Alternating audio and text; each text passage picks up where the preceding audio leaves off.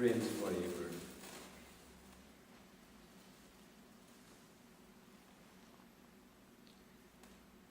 So who are two friends? A friend in need is a friend indeed. And a Hindi adage says, Sukh mein sab saathi, dukh mein na koi. In misery, there is no friend. When you are in happy days, good times, you will have lots of friends. But when real difficulty comes, there are no friends. So those are not real friends. Sanskrit adage says, Durvikshe vyasane chaiva sankate rashtra viplave rajadware smashane cha yastisthati sabandhava. You have many ups and downs in your life. A true friend will be always with you. One who stays with you in all the difficulties of your time, from the beginning of the friendship till you go to the burial ground. So he is or she is a true friend. In that, even our relations are friends. If they are always with us, supporting us, helping us, inspiring us, that is the role of the friend. A wife is a friend to husband, husband is a friend to wife, children are friends to parents, parents are friends to children. Like that, the friendship grows. It's a very intimate bond existing forever. A true friend is an extremely important in every individual's life. We all know the importance of good and healthy friendship. It is a source of happiness and mental peace. Today's fast-paced world needs fast solutions. Stress-free life is fast becoming rare to find. The amount of stress that individuals have to live disturbs healthy value systems and causes breakdown of families and makes difficult our day-to-day life also. All these problems were there in earlier times as well, but now they have assumed a greater proportion. In spite of knowing this, we find ourselves incapable of maintaining our friendships the way they ought to be. We read a lot of self-help books, consult psychotherapists, and attend lectures and seminars conducted by experts on values, only to find that the benefits of doing this do not bring any richness to our friendship. Many times, the other is blamed for the cause of the disharmony in friendship. The other individual, in turn, is under a similar conception. He or she blames us, and we blame he or she, him or her. Humans are social beings. Friendship with others is vital for survival, sustenance, and well-being. We need friends for consolation in grief, for support in distress, for self-expression, and also for sharing joys and happiness. Interdependence and cooperation is the most compelling aspect of human reality. The feeling of belonging to a larger whole and of being of value to others is a natural necessity of life. There are also psychological reasons for having friends. A person wants to express his or her emotions of love and sympathy, and he or she wishes the same for others. He or she cannot satisfy the urge for love without being socially interrelated and interactive. Self-expression is an inherent quality in every person. A person seeks companions. He wants to have friends around him and feels lonely when there is no one near. It is not the wish for power and the desire to dominate others. Vedanta calls it as the self-expansion. Swami Vivekananda said, expansion is life, contraction is death. When we have a circle of friends, true friends around us, we expand our own self in them. We try to see our own self in them, and that is life. When we are self-centered and just confined to ourselves, we become dead to the world, Whether we survive, we live or not, that doesn't matter anything to the world. We are dead in all responsibilities, in all relation, although we may be breathing and living. So the man, the person who lives for himself is more dead than alive. Those who live for others, they alone live. Many become mentally disbalanced if left alone for a long period of time.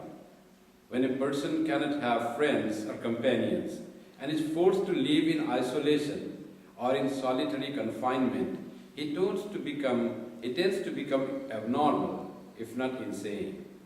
Those who do not have the opportunities for self-expression withdraw themselves and become more and more self-centered and self-confined. Even nowadays, in the interviews, in the set of behavioral questions, they ask, how is your quality in working with others? The general behavior, how you can accept others, how much you can interact with others, how your ego comes in between your relation with the people whom you will work with. Are you too oversensitive? Are you insensitive? If those are the qualities, you may have a lot of skill, great academic achievements, certificates, but you will be unfit to work in the community of your compatriots. In our lives, if you come to trade, if it is a question of give and take, if it is a question of buy and sell, abide by the laws of buying and selling. There is a bad time and there is a good time. There is a rise and fall in prices. Always you expect the blow to come. It is like looking at the mirror. Your face is reflected. You make a bad face, there is one in the mirror. If you laugh, the one in mirror laughs.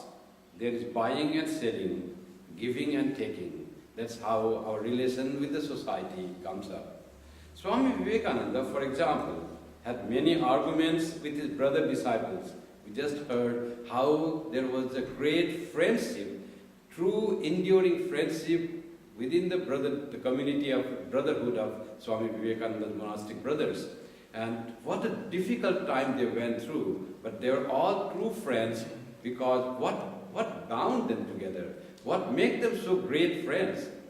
The reason is their adherence to the ideal of God realization, their adherence to their love for their Guru, Sri Ramakrishna. All those are the factors that their friendship made stronger and stronger in spite of all the difficulties that they had to face in their lives. Not that there was no arguments or difference of opinion, but those were all neglected or put aside, and what remained was their true friendship. As you say, even it was such a austerity, such a poverty experience that even demons would have found it difficult to live with that such situation. So they surpassed that difficulties and lived together. Swami Vivekananda, for example, had many arguments with his brother disciples on many occasions. At times, he was very strict with some of them, yet nobody flaunted him, for everyone was aware of his love. His harsh words were harmless because they emanated from the substratum of the unity of all human beings.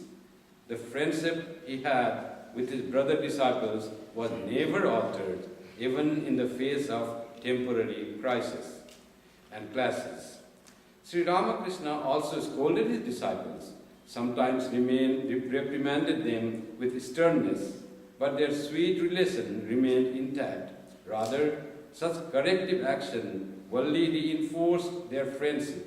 The disciples subliminally bathed under the compassion and love underlying the sternness. Sri Ramakrishna's friendship, how he was friend with his disciples. As I said, the relation between Guru and disciples is the relation of very great, intense friendship. When the disciple himself feels to be very subversive and very learning from the Guru and puts the Guru in high esteem, but there is the element of friendship between them. We know how Sri Swami Vivekananda, when he accepted Mother Kali and was learning songs from Sri Ramakrishna at night. And whole night they were singing, and after night was done, then Sri Ramakrishna asked Naren to prepare a smoke. Naren came, and Sri Ramakrishna, from his own fingers, asked Naren to have a smoke from hubble bubble. Naren, disciple, much younger in age, very young and junior in the spiritual greatness of Sri Ramakrishna, hesitated. He said, "How can I touch your fingers with my lips?" Sri Ramakrishna said, "No, why do you say that? Please smoke from my fingers." That was the love. Just friends. No difference between disciple and the teacher. No difference between the high incarnation of God and his disciple, a human being. Sri Ramakrishna obliterated all that in friendship. And Swami Vivekananda smoked from the fingers of Sri Ramakrishna. And then Sri Ramakrishna, after that, Sri Ramakrishna himself took the hubble bubble and started smoking from those very fingers. Swami Vivekananda jumped and put his hand on Sri Ramakrishna's hand. "What are you doing? It is sacrilegious. I touched your fingers. You have to at least wash it." Touching the fingers with the lips make it unclean according to Hindu tradition. And they needed to be washed. Sri Ramakrishna pushed Swami Vivekananda aside. "What a narrow mind you have. Are you and me separate? Ami ar tumi ki alahida?" That was the expression he had. We are one. We are friends. We become friends spiritually. And he didn't listen to what Swami Vivekananda said and smoked from those very fingers which Swami Vivekananda had touched with the lips and needed to be washed. No separation. That is the great friendship that we see, the guru-disciple relationship. Girish Ghosh comes. A drunkard comes at midnight, and Swami Vivekananda, Sri Ramakrishna had accepted him as a person, as a disciple. And what he does, he was not annoyed. "Why did you come at night?" And in what condition Girish Ghosh comes? Fully inebriated with alcohol. And Sri Ramakrishna seeing him, he goes him and welcomes him at about midnight. And he holds his hands and starts dancing with him. Where is the disciple-guru relation gone? Or merged into friendship. And that is the true friendship that endures between disciple and the guru. I know the story of one of the Holy Mother's disciple. He was in the West, Swami Asheshananda. He had one disciple, Western disciple, and that disciple, some argument came. And that friendship was still to grow in the Western disciple. And he went away, but the relation was not forgotten. He had deep love for the Guru, but because of some argumentation, some differences, it seemed that they had become part. And really they were not in touch and contact for many years. When Swami Asheshananda was very sick at deathbed, he remembered, "Where is that person, that boy? I have not been in touch with him." After many years, it means he remembered him all the time. And someone found out where he had gone. He was not in touch with anyone. Someone found out after a few days of attempt and contacting one after another people and said, "Oh, he's there.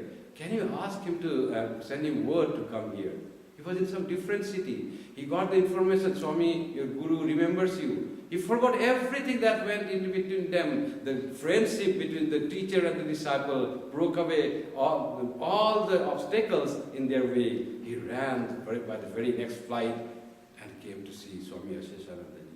Swami Asheshanandaji was very happy. The disciple must be crying and shedding tears, seeing, and that love which was already there, just it manifested. The incrustation were removed.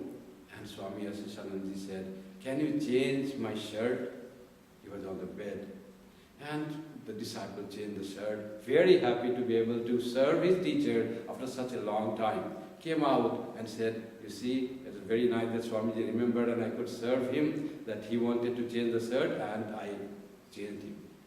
Then the other person said, "Oh, it was not that he wanted to change the shirt. He wanted to give you an opportunity to serve him."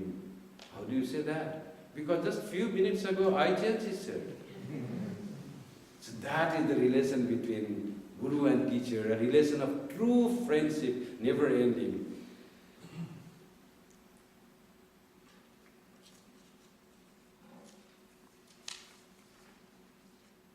Compare our friendship with such kind of situations with Sri Ramakrishna and his disciples.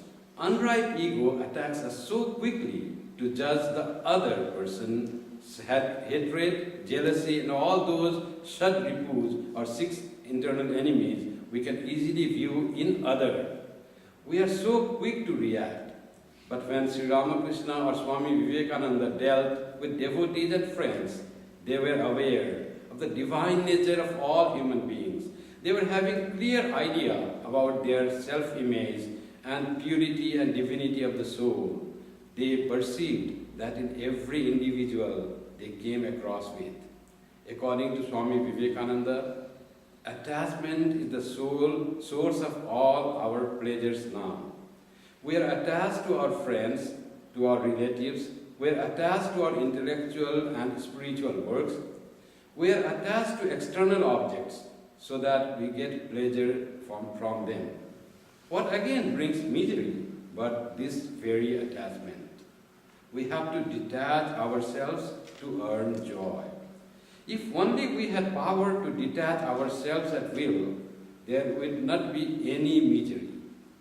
That man alone will be able to get the best of nature, who, having the power of attaching himself to a thing with all his energy, has also the power to detach himself when he should do so. The difficulty is that there must be as much power of attachment as that of detachment. There are men who are never attracted by anything. They can never love.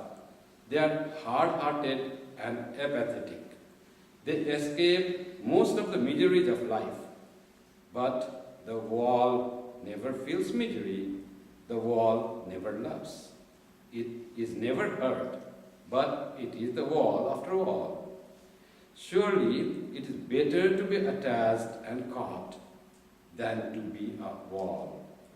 Therefore the man who never loves, who is hard and stony, escaping most of the miseries of life, escapes also its joys.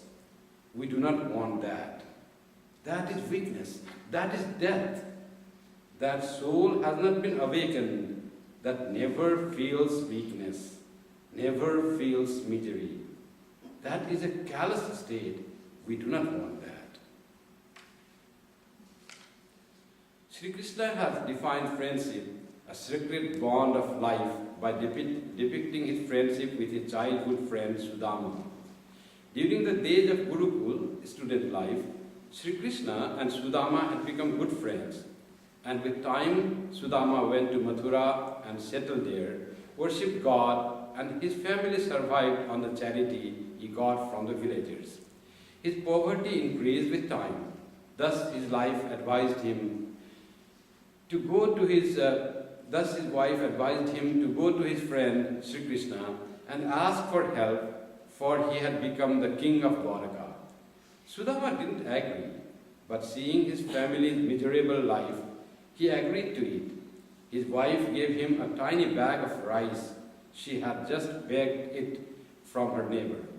When Sudama arrived to Dwaraka, his state was too bad, for he walked from Mathura to Dwaraka.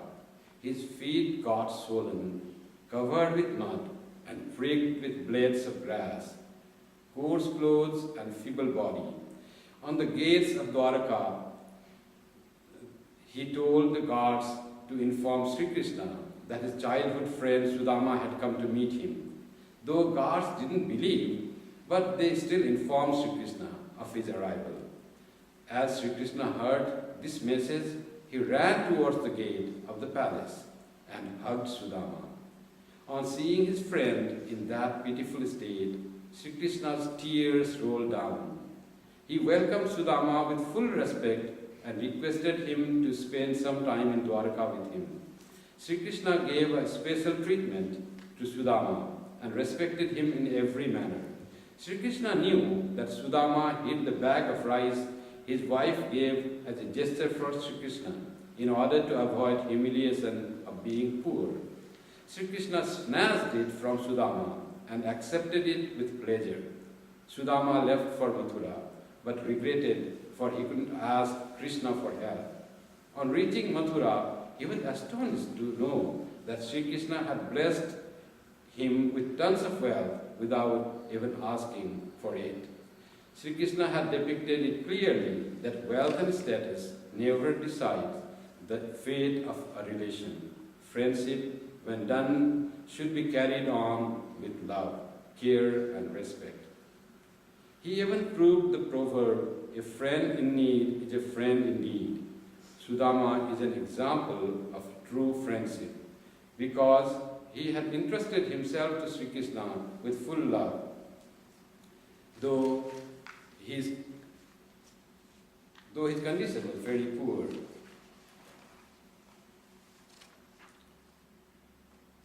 but he maintained his self-respect and showed that friendship is a mutual understanding, not a relation of demands.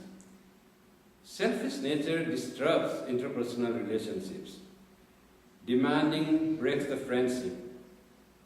If you lend money to your friend, you lose money as well as your friendship. So do not ask, do not lend, but do give when your friend is in need. Science teaches us that we can understand the universe only in terms of harmony, that things are nothing in itself in isolation. We are formed psychologically by our friends and relatives, and in the same way we mold others. This fact calls upon us to become free, warm and cordial. The law of gravity also applies in the nature of human beings, and as attraction and repulsion are in the natural world, approval and rejection are there in the human communities also. The need for friendship is as deep as the need of food.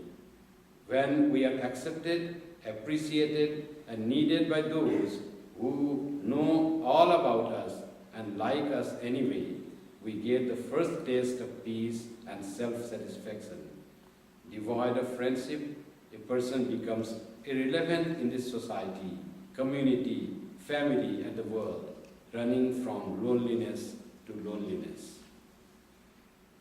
One who stands by you in times of famine, political revolution, and in the court of law is a true friend. True friendship is utterly selfless. Such friendship has 4 aspects: responsibility, care, respect, and knowledge. Friendship is an expression of intimacy between 2 human beings that honors and leaves the freedom of each intact. To love a person implies caring and feeling responsible for his life, not just his physical existence, but his total well-being. Without respect for and knowledge of the loved person, love deteriorates into domination and possessiveness. Respect is not fear and awe, but keeping to know a person as he or she is, to be aware of his or her individuality and uniqueness.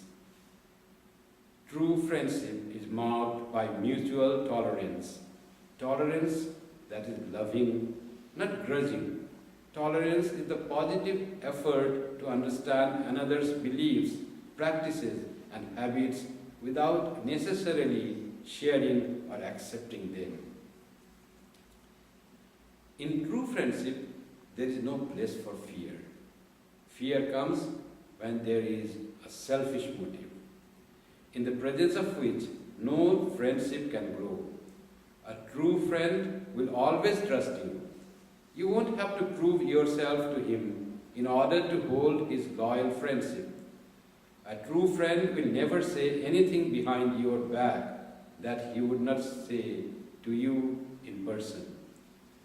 The law of friendship tells us that true friendship cannot be taken for granted. It is like a plant that requires nurturing and caring, without which it withers and dies. Friendship has to be maintained. It has to be carefully and consciously maintained. The saint poet Bhartrihari warns us, A king is brought to ruin by evil counselors. An ascetic by moving in society. A child by being spoiled. A priest by not studying the sacred writings. A family by the wicked behavior of children. Good manners by bad habits. Modesty by strong drink. Agriculture by neglect. Affection by absence from one's household. Friendship by want of love. Possession by careless management. And money by waste and prodigality. True friendship is so rare. In politics, there is no such thing as permanent friendship or permanent enmity, but only permanent interest. Business is all self-interest.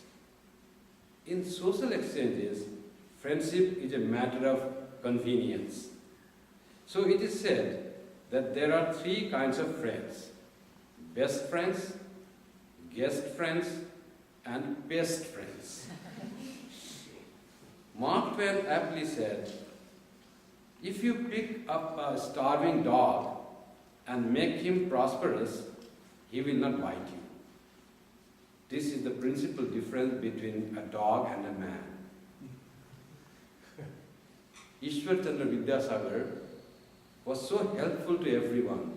Whoever was in distress, he helped. Whatever he earned, all he spent for the welfare of others, everything. And what he got in return? No one ever thanked him ultimately, and all went against him. Those who were held by him. One person told Vidyasagar that I heard, Vidyasagarji, someone was criticizing you, I heard in the marketplace yesterday. Vidyasagarji asked, what is his name? He said, he was that. That person was criticizing me. I never remember that I have ever helped him. So whomever he helped, they all criticized him. That is the nature of the world. That is the nature of the people in general. That when you do something good to others, that's why you need to forget when you do good to others. If you remember and expect something in return, it doesn't come that way. It often, and in most cases, doesn't come, and it is a chance of your getting hurt by his relation. And that is not because the world treated you like that, because you didn't understand the reality and nature of the world, and you had expectation. This expectation caused you hurt, not that man, not that person. Most so-called friends are fair weather friends. When you have good times, you have many such friends to flatter and cheer you, but in bad times, you have none at all.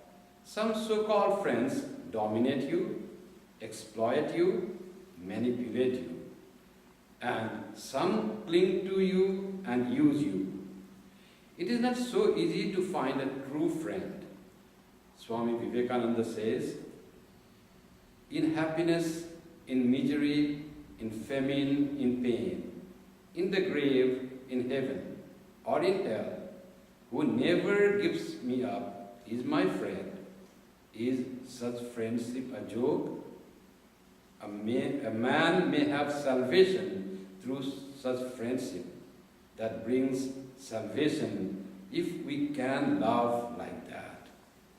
We often expect to have a friend like that, who is always with us. But what about our own self? Are we true friend to others? Are we able to support and help others in such conditions when others are in distress? It's not that we want. We should be able to prepare ourselves to give. When we become true friend of others, then we have a chance of earning and winning true friend from outside, from others also as well. In the words of Sri Ramakrishna, true knowledge makes one feel, oh God, you alone do everything. You alone are my own, and to you alone belongs houses, buildings, family, relatives, friends, the whole world, all is yours. But ignorance makes one feel, I am doing everything, I am the doer. House, buildings, family, children, friends, and property are all mine. Ignorance will bring misery, and knowledge will bring happiness. Sri Shankaracharya, in his couplets of renunciation, tells us, so long as one is able to earn wealth, are his relatives attached to him. But when after this he gets decrepit due to his old age, no one inquires about his welfare, even in his own house. As long as life remains in the body, so long do people in the house inquire about one's welfare. But when the body falls off and the life breath goes out, even the wife gets frightened at that body. Therefore, worship the Lord. Bhaja Govindam. That's why he said.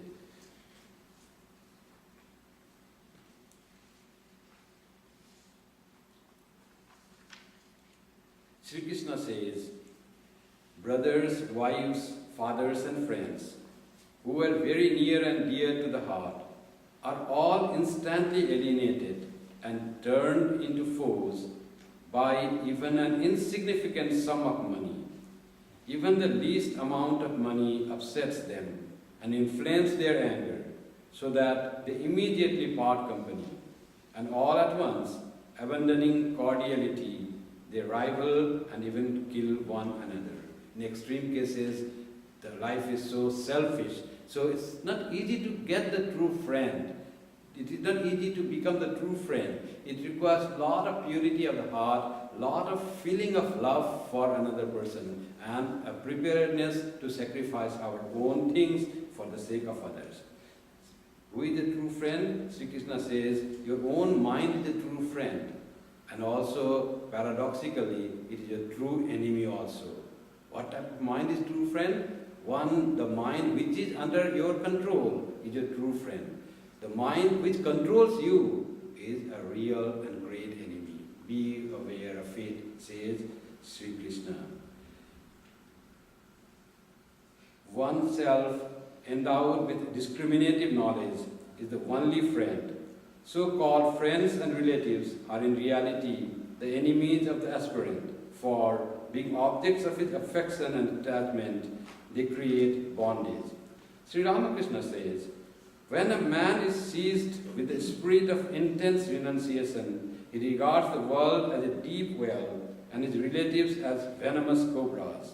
The same message is repeated by the Master in the song, remember this, O mind, nobody is your own, vain is your wandering in this world, trapped in the subtle snare of Maya as you are.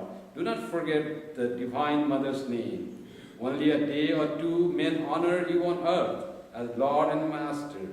All too soon that form, so honored now, must needs to be cast away. When death, the Master, seizes you.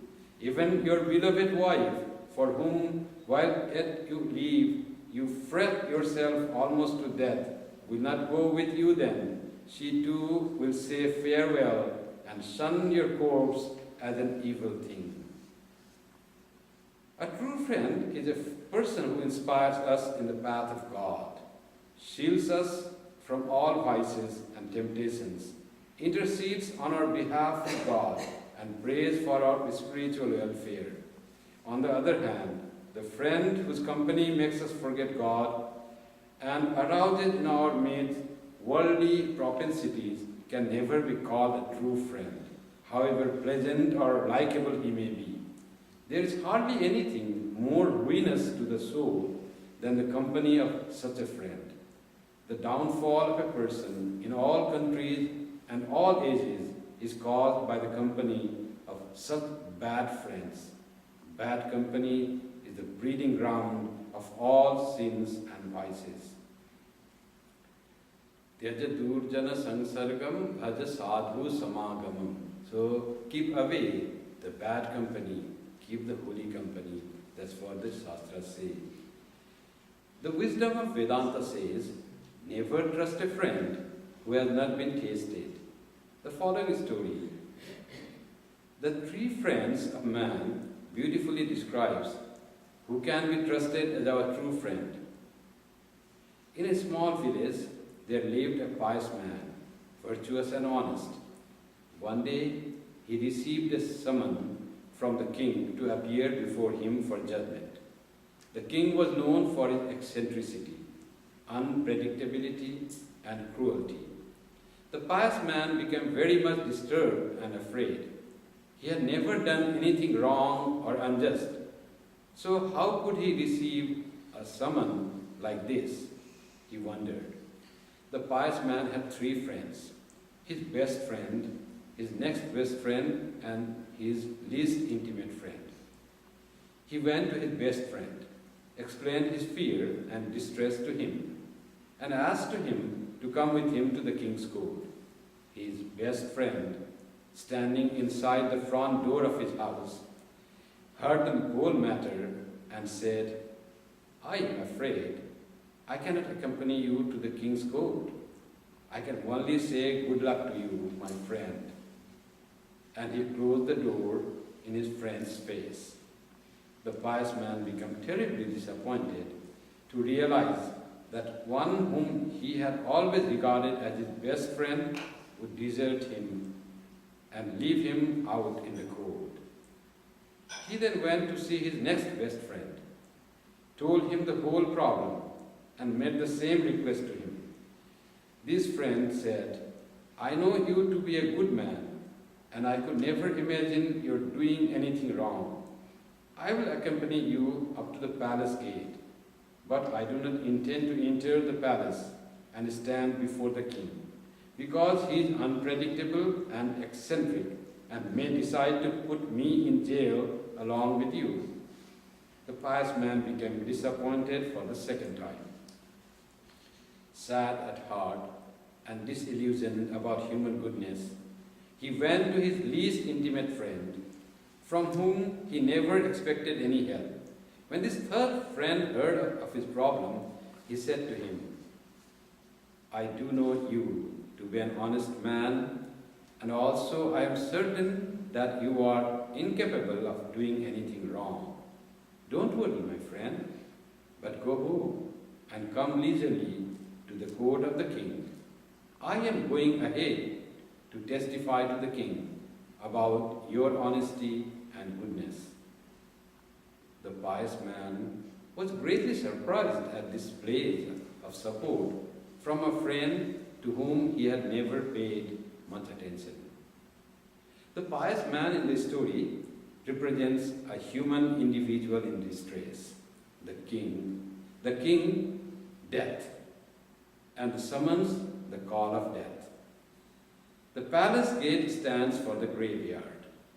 The best friend represents money and possessions, which say goodbye to person at death and never come out of his house to accompany him.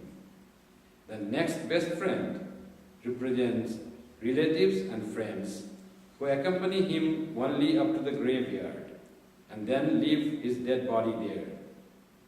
The least intimate friend, to whom he never paid much attention, is the memory of his good deeds, performed with selflessness for the benefit of others. The memory of his good deeds become his sole support in his fearful, solitary journey hereafter. And these good deeds accompany him even beyond the grave and, as Hindus believe, to the next life as good samskaras. Such a memory is his only true and trusted friend. Swami Vivekananda says, "The only God to worship is the human soul in the human body, and we are the servants of that God who, by the ignorant, is called man." To conclude, I'll read a poem. This poem is a part of the letter written by Swami Vivekananda on September 4, 1893 to Professor J.H. Wright of Harvard University, who introduced Swami Vivekananda to from the Parliament of Religions. Swami Vivekananda writes, over hill and dale and mountain range, in temple, church and mosque, in Vedas, Bible, Al-Quran, I had searched for thee in vain. Like a child in the wildest forest lost, I have cried and cried alone. Where art thou gone, my God, my love? The echo answered, gone. And days and nights and years that passed, a fire was in the brain. I knew not when day changed in night. The heart seemed rent in twain. I laid me down on Ganges shore, exposed to sun and rain. With burning tears, I let the dust and welled with water's roar. I called on all the holy names of every clime and creed. Show me the way in mercy, ye great ones who have reached the goal. Years then passed in bitter cry. Each moment seemed an age, till one day, midst my cries and groans, someone seemed calling me, a gentle, soft and soothing voice that said, my son, that seemed to thrill in unison with all the chords of my soul. I stood on my feet and tried to find the place the voice came from. I searched and turned to see round me, before, behind. Again it seemed to speak the voice divine to me. In rapture, all my soul was hushed, entranced, enthralled in bliss. A flash illumined all my soul. The heart of my heart opened wide. Oh joy, oh bliss, what do I find? My love, you are here, and you are here, my love, my all. And I was searching thee. From all eternity you were there, enthroned in majesty. From that day forth, wherever I roam, I feel him standing by.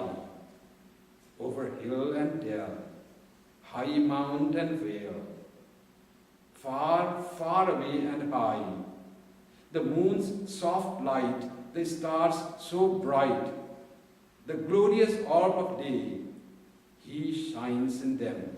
His beauty, might, reflected lights are they. The majestic morn, the melting eve, the boundless billowing sea. In nature's beauty, songs of birds, I see through them. It is he. When dire calamity seizes me, the heart seems weak and faint. All natures seem to crush me down with laws that never bend. Me seems I hear thee whispering sweet, my love, I am near. My heart gets strong. With thee, my love, 1,000 deaths, no fear. Thou speakest in the mother's lay. Thou shut the baby's eyes. When innocent children laugh and play, I see thee standing by. When holy friendship shakes the hand, he stands between them two. He pours nectar in mother's kiss and the baby's sweet mama. Thou wert my God with prophets old. All creeds do come from thee. The Vedas, Bible and Quran bold sing thee in harmony. Thou art the soul of souls in the rushing stream of life. Om Tat Sat Om. Thou art my God, my love. I am thine. I am